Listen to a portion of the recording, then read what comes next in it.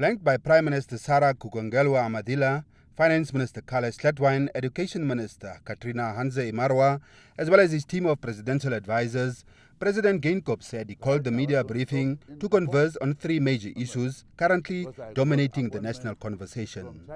These are the current voting by teachers to strike or not, and last week's ratings by Fitch Ratings Agency, which turned Namibia's economic outlook from stable to negative. Another issue was his impending trip to the US and the subsequent media reports it generated.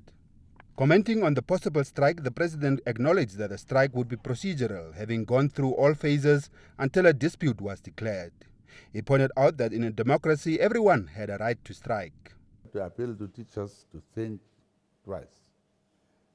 I know they are voting. They are voting, I understand. For any human being, if you are asked, do you want 8% salary increase or 5%? Any human being will say, I want to get more money. So it's the easy topics we use.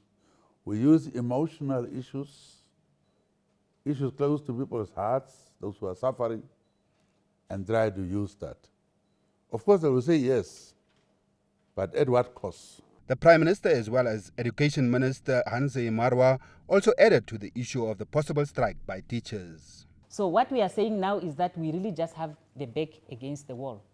It's about being populist and reckless towards the Namibian nation and being responsible on the other hand. So we choose to be responsible and face the pain of a strike and sustain the fiscal sustainability of the country and of the development of this country. I want to make it very, very clear that when you vote in favor of the strike, that would not give you the 8%. It is false if that information has been given to the teachers. With regard to the Fitch ratings, President Geingob pointed out that the changed outlook was not as a result of carelessness by government.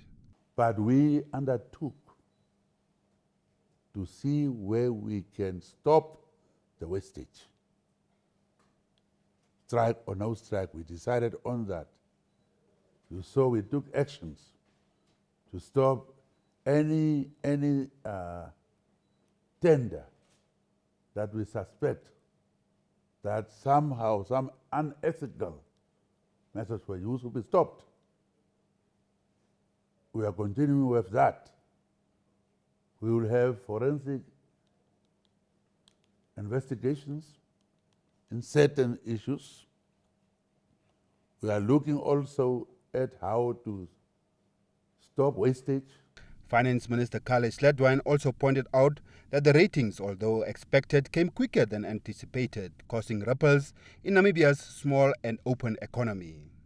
These actions we are taking, and not all of them are going without pain, but it is the right thing to do.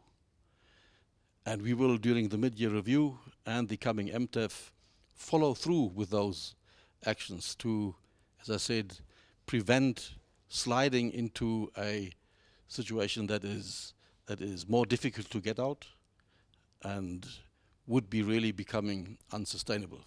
Turning to presidential trips and his impending official visit to the US, President Geingob maintained that the presidency does not travel for purposes of subsistence and travel allowances, adding that a deliberate attempt was made to reduce the size of the accompanying delegation to 32 people, which includes the security detail, while other cost-cutting measures were also undertaken. And therefore I said, I'm not going to travel to UN just to go and sit in my hotel room to have 15-minute speech and come back. I said last year, when I will go to UN, I will arrange other side activities to make maximum use of my trip to UN. Because of that, invitations are there, there are side actions. I'm not going there to sleep. I said, I don't want to sleep in a hotel, therefore I want to have other side activities.